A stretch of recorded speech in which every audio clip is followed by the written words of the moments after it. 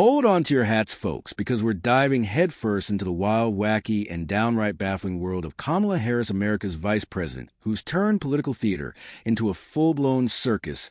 This isn't just a critique. It's a front row seat to the most cringe-inducing laugh-out-loud cratching spectacle in modern politics. We're talking about a woman who's mastered the art of saying nothing while sounding like she's delivering the Gettysburg Address from her infamous cackle to her word. Salads that defeat a nation. Kamala Harris is a gift that keeps on giving if the gift is pure, unfiltered chaos. Let's unpack this 5,000-word roller coaster of a story where every twist and turn leaves you wondering, how is this woman one heartbeat away from the presidency? The cackle heard round the world. Let's start with that laugh. Oh, that laugh. It's not just a chuckle.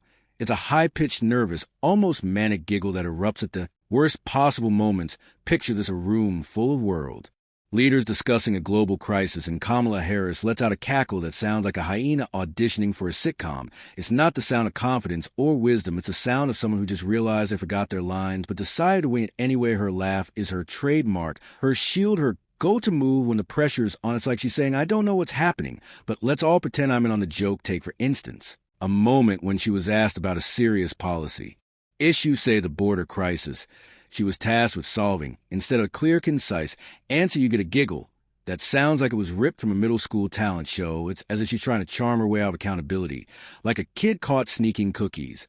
Before dinner, the laugh isn't just awkward as a signal that she's lost in the sauce. And we're all along for the ride.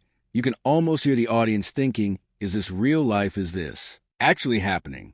Her defenders might argue that the criticism of her laugh is unfair, that it's just her personality shining through. But let's be real, when you're the vice president of the United States, your personality shouldn't sound like a nervous tick. It's not about her being a woman or a person of color. It's about the fact that her laughter often drowns out any semblance of substance. It's the sound of someone who's in over her head, and America's left wondering why she's still holding the mic. Words salads, a masterclass in saying nothing. If Kamala Harris's laugh is her shield, her word salads are her sword, except this sword is dull, rusty, and swings in every direction, except the one that makes sense. Listening to Kamala speak is like trying to solve a puzzle designed by a toddler with thesaurus. Her sentences twist, turn, and loop back on themselves, leaving you dizzy and desperate for a point that never arrives. It's not just that her speeches are confusing, it's that they're aggressively, almost proudly incoherent. Take her now infamous meeting with the Jamaican Prime Minister, where she tried to address economic issues tied to the pandemic. Here's what she said for Jamaica. One of the issues that has been presented as an issue that is economic in the way of its impact has been the pandemic. And we are announcing today also that we will assist Jamaica & Co. And then what did she forget the rest of the sentence? Did the teleprompter glitch, or did she just decide to yeet the English language into the void? No. One knows, and that's the problem. Her words are like a motivational poster written by a malfunctioning AI, vague, circular, and utterly devoid of meaning. Or how about this, Jim? I think it's very important, as you have heard from so many incredible leaders for us at every moment in time, and certainly this one, to see the moment in time in which we exist and are present, and to be able to contextualize and understand where we stop. Just stop. What does that even mean? It's like she's trying to cast a spell with buzzwords, hoping the audience will be too dazzled to notice she didn't actually say anything. Her speeches are a labyrinth of moments and futures and importances wrapped in a bow of forced enthusiasm. It's exhausting, it's infuriating, and it's become her brand. The kicker, she delivers these word salads with the confidence of someone who thinks they just dropped the mic. She'll pause, smile, and nod as if she's just delivered profound truth, while the audience is left wondering if they missed a PowerPoint slide that explains what the hell she's talking about. Is performance art, but the kind that makes you want to leave during intermission. The border crisis debacle, a masterclass in dodging responsibility. Let's talk about Kamala's biggest assignment as vice president of the border crisis. This was her moment to shine, to prove she could handle the complex highs takes issue. Instead, she turned it into a masterclass in avoidance. Appointed as the border czar, a title she never fully embraced, Kamala was supposed to tackle the surge of migrants at the U.S.-Mexico border. What did she do? She flew to Central America, stood in front of a podium, and delivered a message so simplistic it could have been a bumper sticker. Do not come, that's it, that's the plan. As if centuries of economic hardship, violence, and political instability could be solved with a 3-word soundbite. It's like telling a tsunami to just stop. Her approach to the border crisis was less leadership and more like a customer service rep reading from a script they don't understand. And the kicker, she barely visited the actual border. When pressed about it, she deflected with that signature cackle and a vague promise to look into it. It's like hiring a lifeguard who refuses to get near the water but insists they're saving lives from the parking lot her critics pounced. And for good reason, the border crisis didn't need a photo op in Guatemala.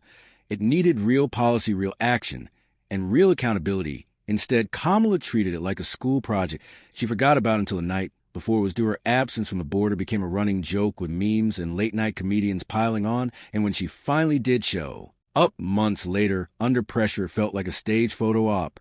Not a genuine attempt to address the issue. The whole debacle was a microcosm of her vice presidency big promises, zero follow-up, and a laugh. To cap it all off, the 2020 campaign crash, a spectacle of failure. Let's rewind to 2020 when Kamala Harris was supposed to be the Democratic Party's golden child. Her presidential campaign launched with all the fanfare of a Hollywood blockbuster, big rallies, glowing profiles, and promises of a historic presidency. She was the prosecutor turned senator who was going to take on Trump, break barriers, and redefine leadership. The hype was real, the buzz was electric, and then it all fell apart. Faster than a house of cards in a windstorm, Kamala's campaign didn't just fail.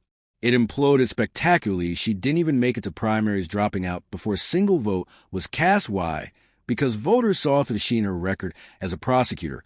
Once her calling card became a liability, stories surfaced of her tough-on-crime policies like threatening parents with jail over their kids' truancy or fighting to keep people incarcerated for cheap labor. She tried to rebrand herself as progressive champion, but it felt like a costume change, not a transformation. The voters weren't buying it, and her poll numbers tanked harder than a bad stock pick. The campaign was a masterclass in self-sabotage. Her speeches were incoherent, her messaging was muddled, and her attempt to connect with voters felt like a corporate team-building exercise gone wrong. She'd walk into a room full of supporters, flash that practiced smile, and launch into a word salad. So dense it could choke a dictionary. By the time she dropped out, her campaign was less a movement and more a cautionary tale. Yet somehow, instead of fading into obscurity, she was handed the vice presidency, a move that still baffles anyone who values merit over optics. The vice presidency, a comedy of errors. Fast forward to her role as vice president, and it's clear Kamala Harris hasn't learned a thing. If anything, she's doubled down on the chaos. Her tenure has been a parade of awkward moments, from stage photo ops to cringe-worthy attempts at relatability.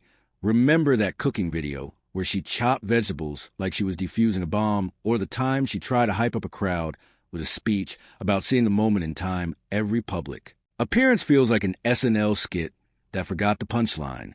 Her approval ratings tell the story. They're not just low. Their subterranean polls consistently show her hovering around 30%, a number that screams nobody's buying this. And it's not because of some grand conspiracy or unfair targeting. It's because she's failed to connect with voters on any meaningful level. Her speeches don't inspire. They confuse. Her policies don't resonate. They evaporate. And her presence doesn't command respect. It elicits eye rolls. Even her own party seems unsure of what to do with her. During the 2024 campaign, rumors swirled that Democrats were quietly distancing themselves, unsure if she was an asset or a liability. Her defenders point to her historic role as the first female Black and South Asian vice president. But symbolism only goes so far when you're tasked with representing America, and all you bring is a nervous laugh and a jumbled script. The historic label starts to feel like a consolation prize. The gun gaffe, a moment of pure cringe. Let's talk about one of Kamala's most memorable moments, her gun ownership confession during a debate. When asked about her stance on guns, she didn't just answer, she detonated. "I'm a gun owner," she declared, as if revealing a state secret. Tim was a gun owner.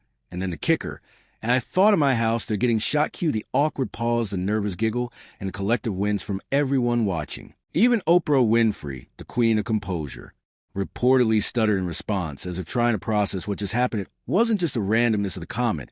It was a delivery Kamala tossed out like she was trying to be edgy, but it landed like a bad stand-up routine. The line felt scripted, rehearsed, and yet somehow still disastrous. Her staff must have been backstage face-palming in unison, wondering how to spin that into a talking point. It's the kind of moment that doesn't just go viral, it becomes a meme for the ages. The international stage, a diplomatic disaster.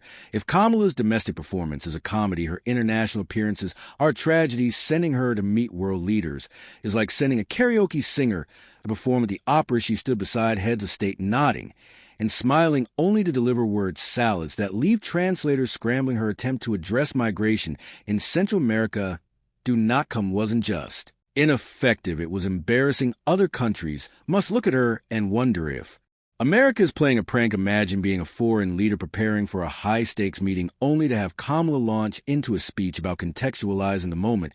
It's not diplomacy, it's performance. Art gone wrong. Her presence on the world stage doesn't project strength or competence. It projects confusion. And in a world where perception is power, that's a dangerous liability. The rebrand that never landed. Kamala's career is a case study in reinvention gone awry. She started as a tough-on-crime prosecutor, locking up parents, and pushing policies that didn't exactly scream progressive. When the political winds shifted, she tried to pivot, painting herself as a champion of justice and equity. But the rebrand never stuck. Her past kept resurfacing like a bad tweet you forgot to delete. Voters didn't see authenticity. They saw opportunism. Her attempts to be relatable are equally painful. That cooking video is like watching someone try to channel Martha Stewart while reading from a teleprompter. Her photo ops feel like they were staged by a PR team desperate to make her seem normal. But normal people don't talk in circles about the significance of the passage of time. Normal people don't cackle when asked about serious policy issues. Kamala's not connected with voters. She's alienating them. The participation trophy of politics. Here's the hard truth. Kamala Harris is the ultimate participation trophy. She didn't earn the vice presidency through a groundswell of support or a stellar track record. She got it because the Democratic Party wanted a historic pick, and she checked the right boxes. But symbolism without substance is a recipe for disaster. Her rise isn't a triumph of merit, it's a triumph of optics. She's not a leader, she's a performer, and not a particularly good one. Her speeches are a masterclass in saying nothing. Her policies are non-existent, and her presence is a liability. Yet somehow she's still here, coasting on hype and a system that rewards image over competence. If politics were a reality show, Kamala would be the contestant who makes it to the finale despite never winning a challenge. The legacy of laughter. Kamala Harris wanted to make history, and she did, just not the way she hoped. Instead of being remembered as a trailblazer, she's become a punchline. Her legacy isn't one of leadership or inspiration. It's one of awkward moments and unintentional comedy. She's the vice president who turned word salads into an art form, who cackled her way through crises, and who proved that hype can only carry you so far. In the end, Kamala Harris is a cautionary tale, a reminder that politics isn't about performance, it's about results. She may have set out to be the moment, but she ended up as the meme, and that more than anything is her lasting mark on history. Don't forget to hit the notification bell to stay updated. Subscribe for more powerful video.